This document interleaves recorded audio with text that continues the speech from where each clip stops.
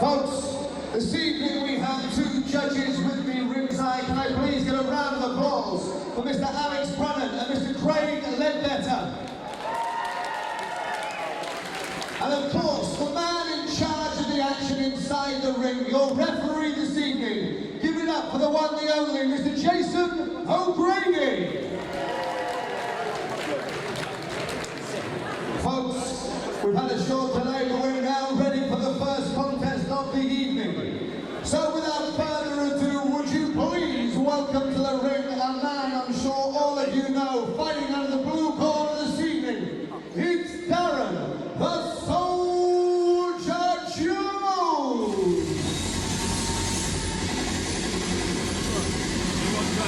Alex for it. If you smile, Who's this? That's Chippy coming up. Good evening.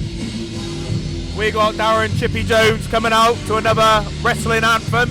I think he's in the wrong sport, bless his heart. Let's see how. If you smell what the Rock is cooking.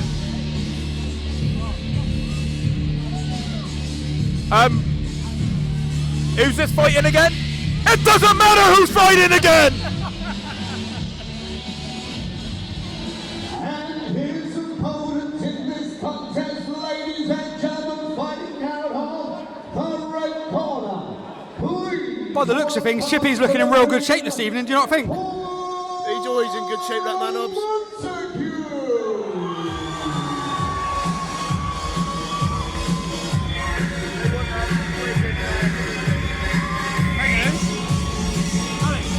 Here he comes, poor Montague walking out of the ring. I watched his lad fight last time. He looked good. He won by knockout in his first fight. I believe this is his second fight tonight. So I reckon this is going to be a good fight, mate, myself. This will be his second fight, Hobbs. He looks like he's He's had like 100 fights, hasn't he? I mean, he's looking in good shape. I mean, I just hope that Chippy's coming out of his A game, because this guy looks like he could be the business on Chippy. I mean, we're going to have to watch this right to the end, because as we all know, Chippy might not be the best boxer right there, but he's got the heart of a lion, and he will take it to the wire. Agree? Absolutely, mate. Chippy never quits, does he? He's called the Soldier for a reason. See, Chippy's a bit like Chris Eubank Jr., isn't he? They got no white towels in their corner. No white towels. No towels. And his opponent fighting out of the red corner. Just to clarify, Craig, we said Chippy, he's like Chris Eubank Jr. with his corner. They got no towels. We don't need towels, man.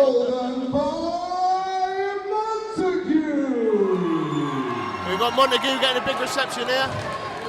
Please let me apologise for the shirt that Paul was wearing. I'm calling Montague for this one. If it offended anybody out there this evening. Mate, I don't know where to go on this. It's going to be close. Montague. Montague! Over to Jason.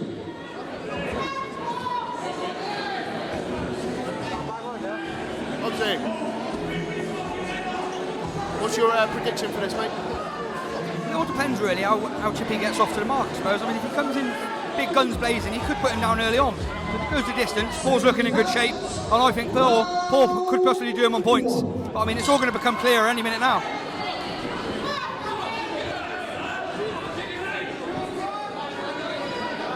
Paul's looking real fast and explosive at the moment. Just waiting for that big bomb from Chippy. I mean, when it comes, it's going to land. If it lands, he's going down. Chippy's fighting style reminds me of that boxer, what's it called? Boxer's very similar to him, isn't he? Yeah.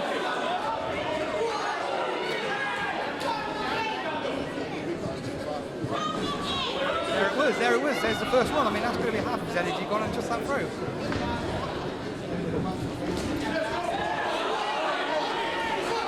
Well, Montague's really piling the pressure on Chippy now. He's coming back.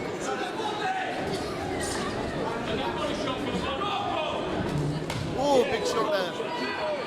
Not effective though. Paul needs to time Chippy's jab, because every time Chippy throws a jab, and if Chippy is listening to this, mate, you need to take it forward. He pulls his right hand down his stomach. Whenever he throws a jab, Paul wants to be looking to the left hook really, and catch him clean. Wise words there from Craig, never misses a trick. I've just noticed on Poor Shorts it says Golden Boy. Has he borrowed him off of Luke Robinson? I don't know, mate. I ain't one to talk, but I don't think they fit him. I think they might have shrunk in the wash. That's it.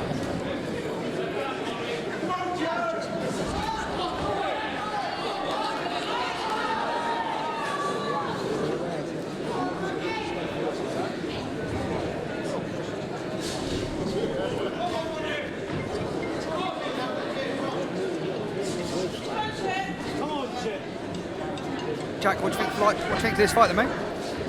To be honest with you, I think Golden Boy's just warming up at the moment. Darren and Soldier Jones, a veteran in the white collar scene in Swindon. There's a thing of the first bell.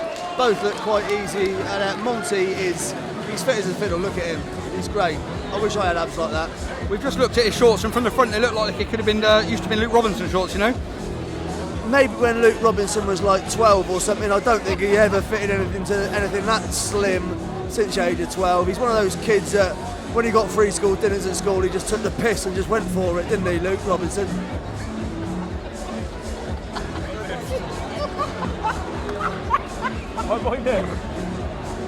We've got Craig Levitt here asking the big question, what have we missed? What we've just missed is we were commenting on Paul shorts that he's got on, saying they possibly could have been Luke Robinson's, and Jack's basically said that Luke's a lot of a larger lad, and when he was at school and he received free school meals, he had all of the school meals. He took advantage, boy.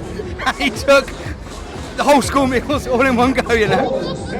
Here we are, we're ready for round two now. Chip is looking up and he's ready to go. He's looking in fine shape. Paul Montague's ready to go. Here we go, round two. Round two. In the first round, myself would give it a 10-9 to Montague. But oh, look, they're going here now. Craig, could you see a stoppage possibly happening here or going a distance? Not enough clean shots being landed. Still thanks to Montague, what he gave that first round Chippy.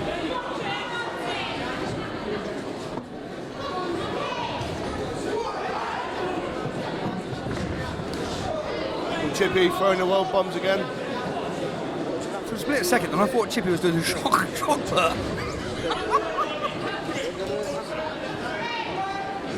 The Russian shot putter. Well, I don't really know the man. Well, I know him, but I don't know what he does in his hobby.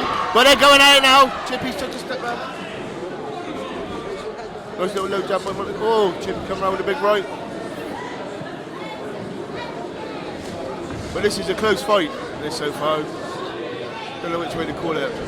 It's a very good matchup compared to the difference in their records, you know. I mean, for some guy that's had two fights to take on Chippy with, I mean, whoa, Chippy nearly put Paul down then. But going back to what I said, I mean, Chippy's had like, we're not sure, maybe 50 or 60 fights. Against a guy with only two fights, they're both holding their own. Yeah, absolutely, mate. Like you say, by the looks of his records count for nothing. Records of the DJs, mate, and they're playing in Casbah by Craig Knott on a Friday and Saturday night.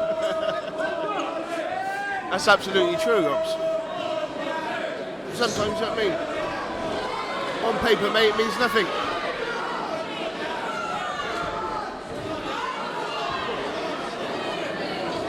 I don't know if it's me, but I think Chippy's looking a little bit tired here.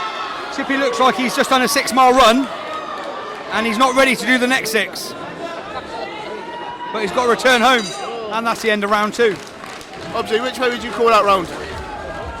Do you know, that round there quite possibly might be a tie. I mean, it might even be in Chippy's favour just because of that big right hook he flung Paul right into the corner, you know?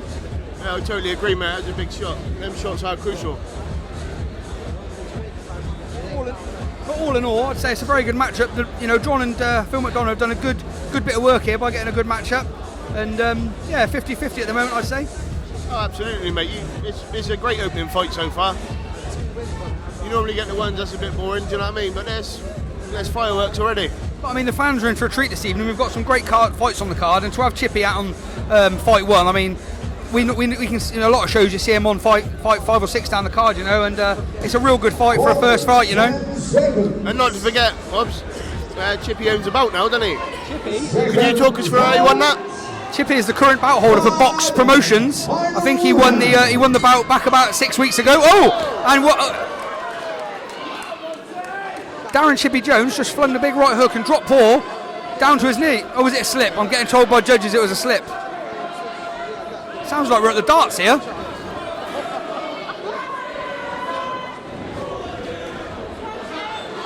Chippy's come out here like a man on a mission now.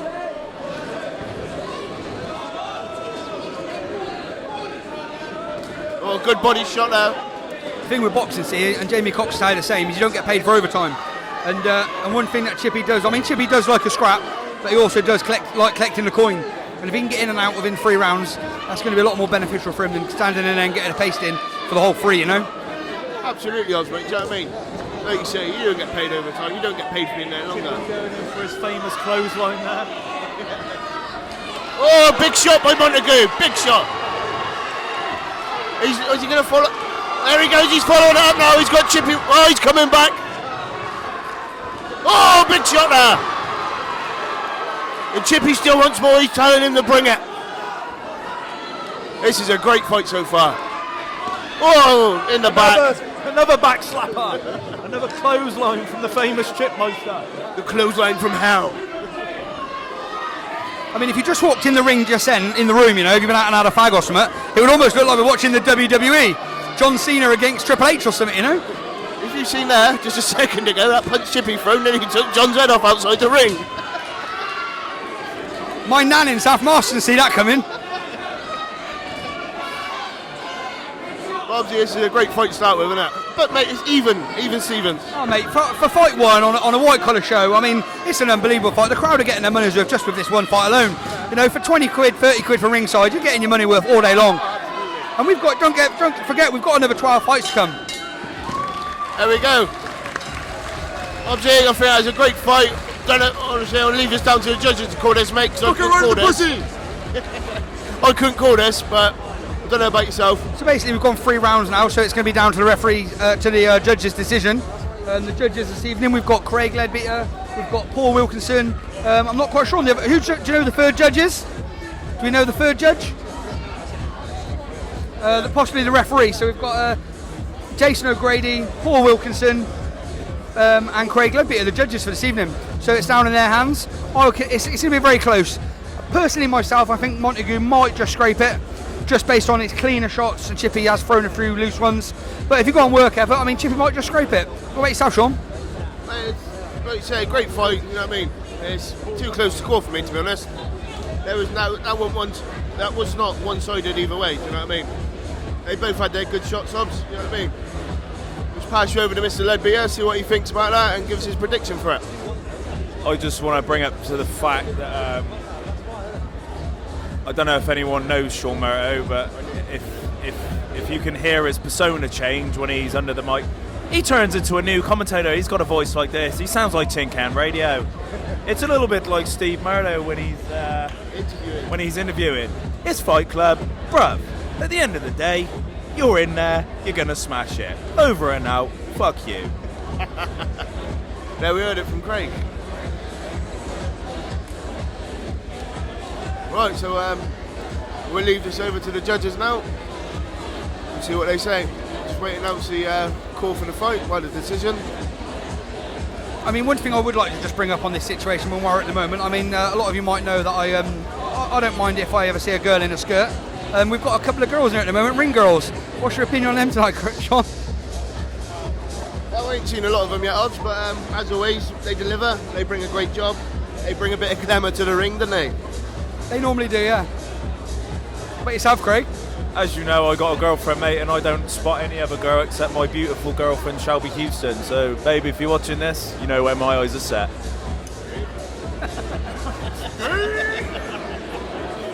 And here we go for the decision. Ladies and gentlemen, first of all, please a huge round of applause to both boxers in that contest. And Jack Baberstock is just about to announce the winner. Ladies and gentlemen, after 3 rounds, the contest has been scored by the judges. And by way of a split decision, your winner,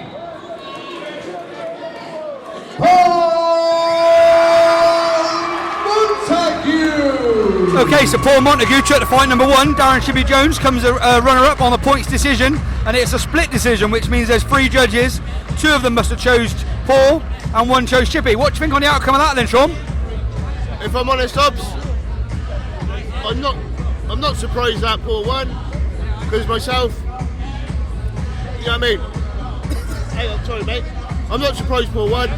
Basically, Chippy could have won that fight. It could have gone either way. I think basically what might have swung it a little bit is the cleaner shots that Paul threw, and where he's only had 2 fights against Chippy's like 50 or 60, he's been the better man on the night, you know.